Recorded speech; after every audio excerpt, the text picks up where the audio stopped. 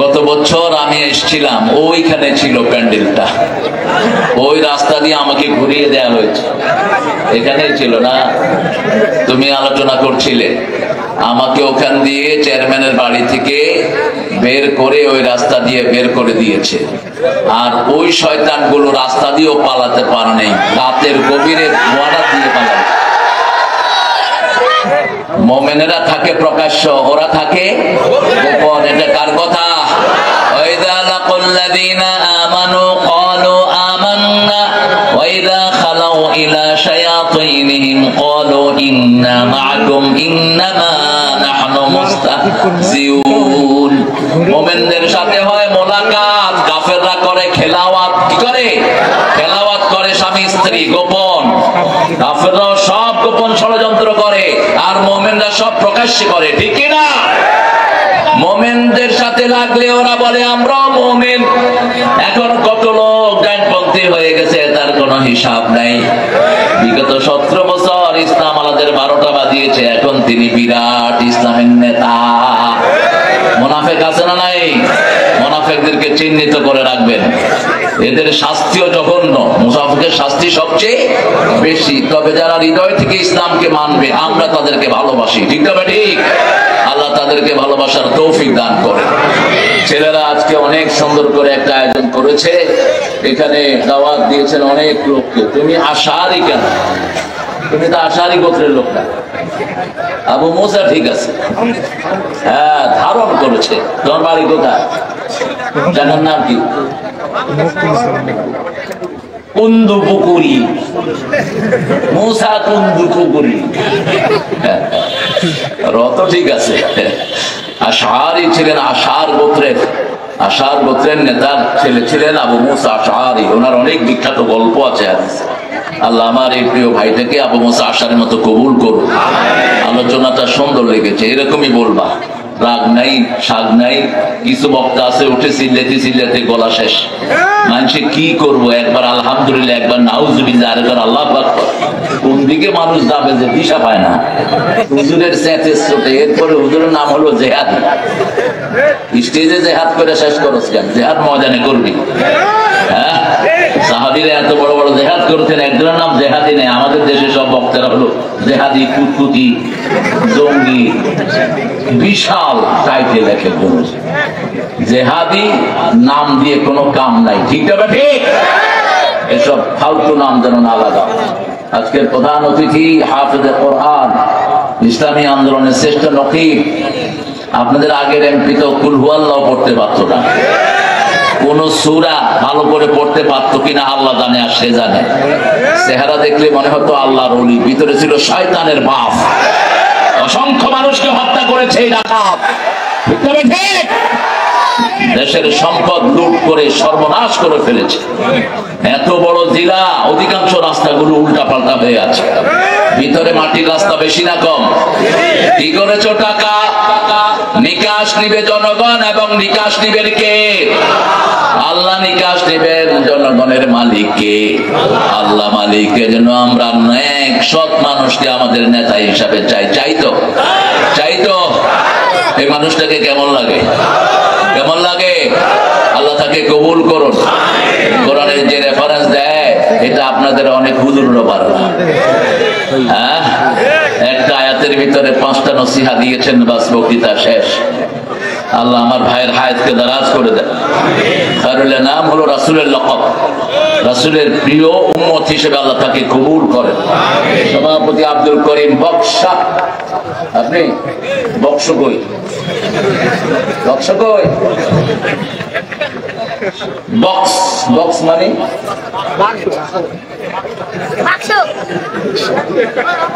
আসলে কে জানি বক্স লাগাইছে, উনিও জানে না। এটা একটা পারিবারিক লকব। খের বক্স। মোহাম্মদ শহীদুল ইসলাম শাহ। আপনাদের এখানে শাহ বসি না? মাশাআল্লাহ, ইরান থেকে আসছে। শাহ হলো ইরানের লকব। কোথাকার লকব? ইরানের লকব। ইরান থেকে আসছে। শাহ মানে মালিক। শাহ মানে কি? মালিক। উদ্বোধক মোহাম্মদ মনিরুজ্জামান জুয়েল। মনির কোথায়? শ্রমিক কল্যাণ। শ্রমিক ভাই, শ্রমিক কল্যাণের আমার জুয়েল, জুয়েলের হায়াতকে দারাজ করে দেন। প্রধান পৃষ্ঠপোষক নুরুল ইসলাম শাহ। বরণ্য অতিথি জনাব মোহাম্মদ সাইমুন ফরিদ শাহ সাগর, সব শাহ, জনাব মোহাম্মদ বাদশাহ আলম। তুমি বাদশাহ আলম হইলা কেমনে? এই মিয়া, তুমি বাদশাহ আলম কেমনে হইলা? দুনিয়ার বাদশাহ তো আল্লাহ, তুমি কেমনে হইলা? বাদশাহ শব্দটা আল্লাহর জন্য খাস। ইন্না বাদশা রাব্বিকা লাশাদীদ ইন্নাহু হুয়া ইউবদিউ ওয়া ইউঈদ হুয়াল গফুরুল ওয়াদুদ যুল আরশিল মাজিদ ফাআলুল লিমা ইউরিদ। এটা হলো বাদশার গুণ। বাদশা যা খুশি তাই করতে পারে, ঠিক না বেটি? 41 সাল পর্যন্ত প্ল্যান করেছেন। 5ই আগস্টের 9টায় মুখে ভাত না দিয়ে আল্লাহ বিদায় করে দিয়েছে। এই ক্ষমতা কার? যখন যেটা চায় সেটাই তিনি করতে পারেন, ঠিক না ঠিক? কোরআন যেখানে রহমত আছে, কোরআন নাই যেখানে রহমত নাই। অনেক ওলামা হযরত এসেছেন, আমি যাদের ছাত্র হতে পারলে ধন্য হতাম। এসেছেন আমাদের প্রিয় স্যাররা, প্রাইমারি, হাই স্কুল, কলেজ, ইউনিভার্সিটির স্যার এসেছেন, বিভিন্ন পেশায় জড়িত আবাল বিদ্যা বনিতা, পর্দার হাড়ের মা এবং বোনেরা এসেছেন, হিন্দু সম্প্রদায়ের ভাইয়েরা যাদেরকে আমরা পাহারা দেই, আর ওরা সুযোগ পেলে আমাদেরকে জবাই করে। আহারে হিন্দু ভাইয়েরা, চরিত্রটা একটু ভালো করেন। ইসকনের কুত্তাদেরকে নিষিদ্ধ করা উচিত। ইসকনকে যেখানে পাও সেখানে আক্রমণ করা উচিত। এরা মুসলমানদের বন্ধু নয়, এরা আমাদের জঘন্য দুশমন। এখন তাদের নতুন প্রাণ হলো ইসকনের যুবকেরা আমাদের মেয়েদের সাথে ইন্টারনেটে লাইন করে, লাইন করে করে এদের পেটে হিন্দু বাচ্চা দিয়ে পালিয়ে যায়, একটা মেয়ের সতীত্ব নষ্ট করে। এটা অসংখ্য রিপোর্ট আসতেছে, আপনারা এগুলো খেয়াল করবেন। এই জন্য ইসকনকে সম্পূর্ণরূপে নিষিদ্ধ করা উচিত, ঠিক না ঠিক? কোন উগ্র হিন্দুবাদী সংগঠন বাংলাদেশে থাকতে পারবে না যারা মুসলমানদের রক্ত নিয়ে খেলা করে। আমরা তো চাইলে একদিন হিন্দু সব এখান থেকে খেলাতে পারি, ঠিক না ঠিক? কিন্তু আমার ইসলাম সেটা বলে না। ইসলাম আছে যেখানে শান্তি আছে। স্বাধীনতার পরে আমরাই প্রথম হিন্দুদেরকে পাহারা দিয়ে তাদের নিরাপত্তার ব্যবস্থা করেছি, ঠিক না ঠিক?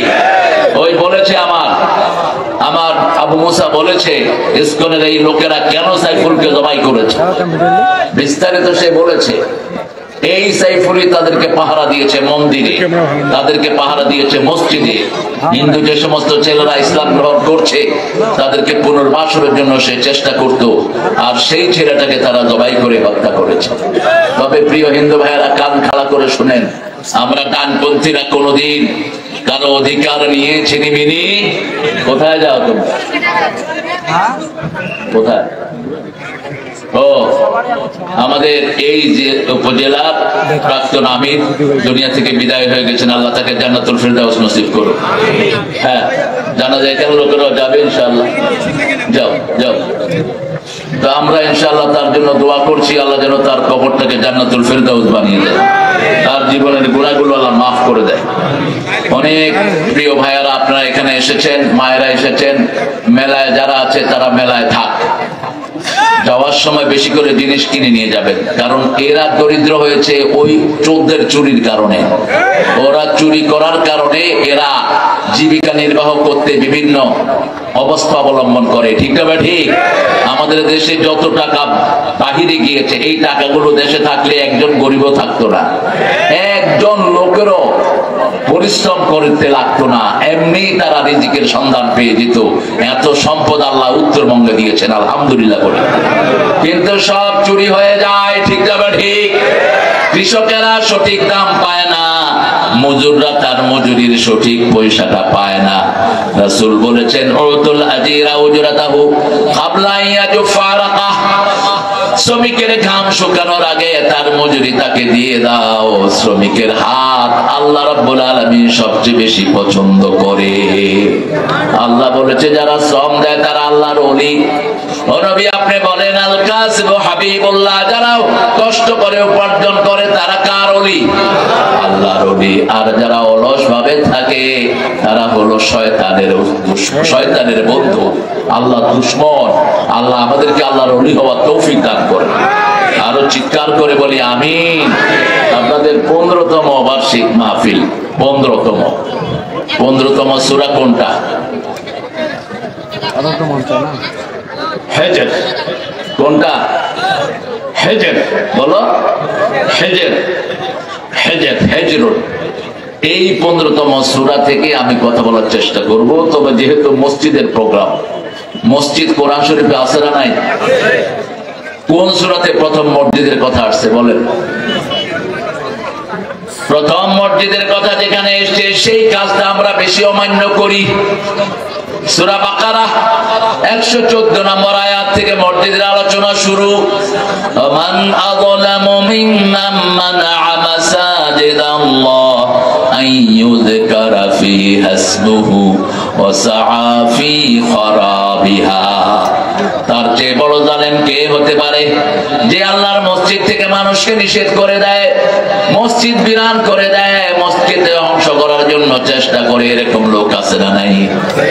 মসজিদকে বিরান করে দিয়েছে 18 বছর 16 বছর। সলিমুল্লাহ মুসলিমরের মসজিদে আযান দিতে দেয়া হয়নি। আবার আমরা মসজিদগুলোতে লাগিয়ে রাখি লাল বাতি জ্বলাকালীন নামাজ পড়া নিষেধ। এই কথাটা নিষেধ। মসজিদে ঢুকলে রাসূল বলেছেন লা তাজলিসু ইল্লা রাকাতাইন। মসজিদে ঢুকলে কয় রাকাত? কয় রাকাত? 2 রাকাত। বসলে 2 রাকাত পড়তে হবে। এই যে আবু মুসা আশআরী, মুআয বিন জাবাল রাসূলের মসজিদে ঢুকে পড়লেন, বসে পড়লেন তিনি জুমার দিন। রাসূল সাল্লাল্লাহু আলাইহি ওয়াসাল্লাম খুতবা দিচ্ছিলেন, বললেন কম কম ইয়া জাবাল সাল্লি রাকাতাইন সুম্মা ইজলিস। Offer 2 rakat, then sit down. Without 2 rakat, you shouldn't sit in the mosque. 2 rakat পড়া ছাড়া মসজিদে বসা নিষেধ। মসজিদে বসা নিষেধ। এটা কার হুকুম? আল্লাহর হুকুম। যেমন প্রেসিডেন্টের ঘরে যাওয়ার একটা ডেকোরাম থাকে, প্রধানমন্ত্রীর অফিসে যাওয়ার ডেকোরাম থাকে, এখন ইউনূস মিয়ার অফিসেও যেতে একটা ডেকোরাম আছে না নাই? কথা কোন না?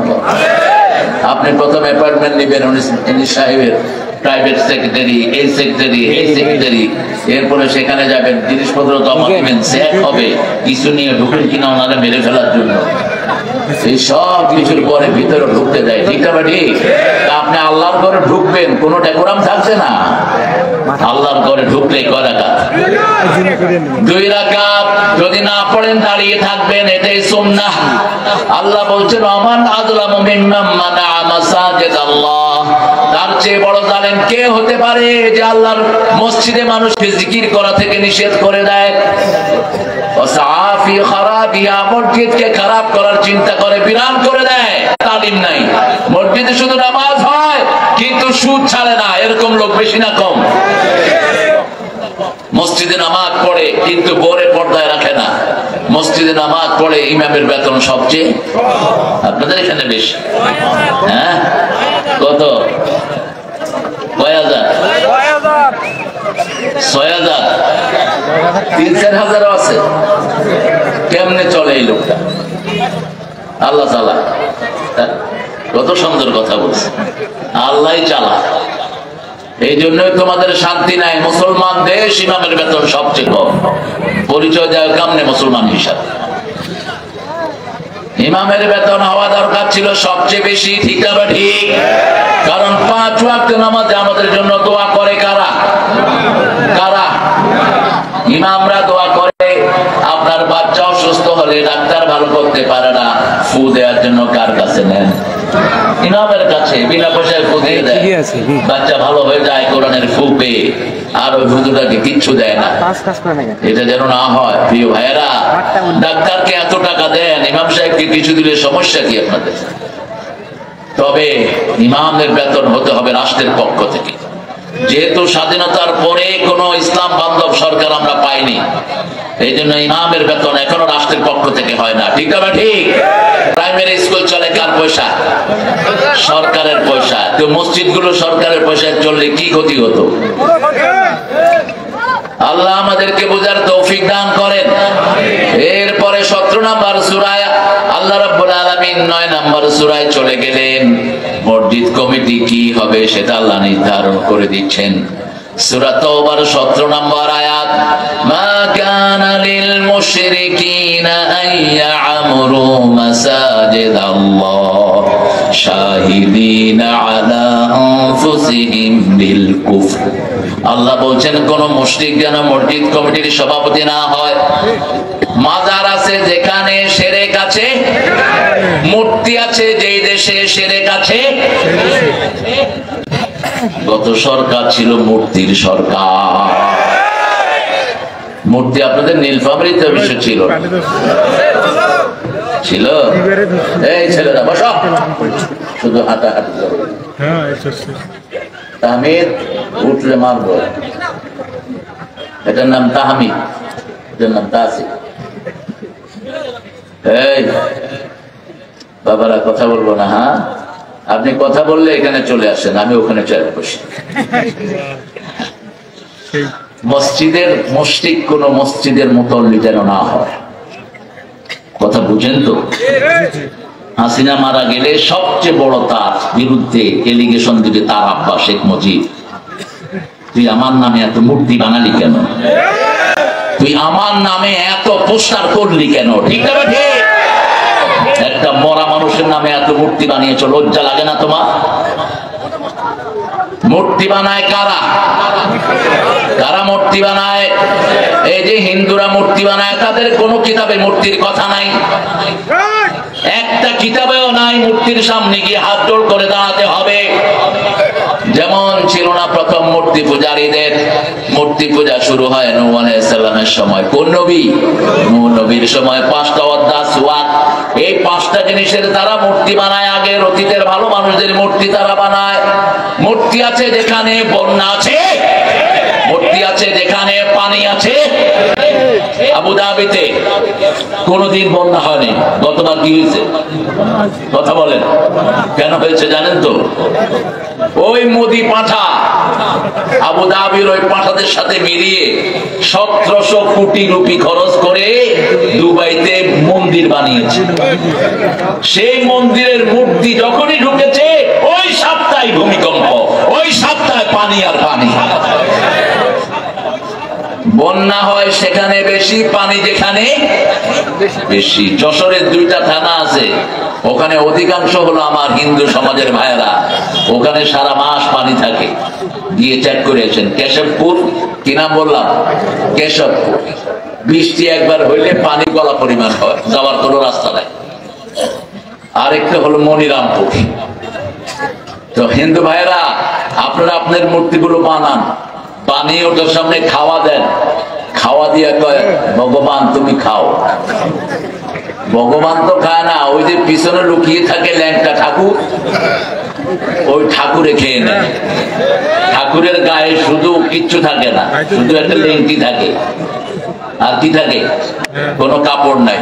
যেমন গান্ধীর গায়ে কোনো কাপড় থাকতো না, উনি মহাত্মা, আমি বলি পেরোতাত্মা। জীবনে কোনোদিন শরীর থাকতেই পারেনি লোকটা। রাসূল সাল্লাল্লাহু আলাইহি ওয়াসাল্লাম বলতেন, কারো সামনে খালি শরীরে যায় না, বাথরুমে খালি শরীরে ঢুকবা না, মাথাটা সহ শরীরটা ঢাকা রাখবা। বরকত দান করবেন কে? আল্লাহ বরকত দান করবেন। কোন সময় উলঙ্গ হবা না, উলঙ্গ হলে ফেরেশতা বিদায় নিয়ে যায়।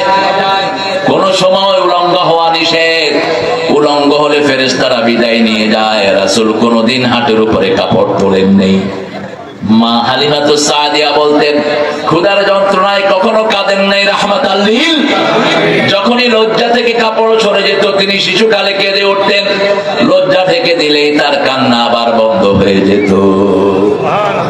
আশাদ্দু হাওয়া হায়াআন, সবচেয়ে বেশি লজ্জাশীল মানুষ ছিলেন রাহমাতাল লিল। 6 বছর বয়স, কাবা ঘর মেরামতের কাজ চলছে, বুখারী মুসলিমের বর্ণনা।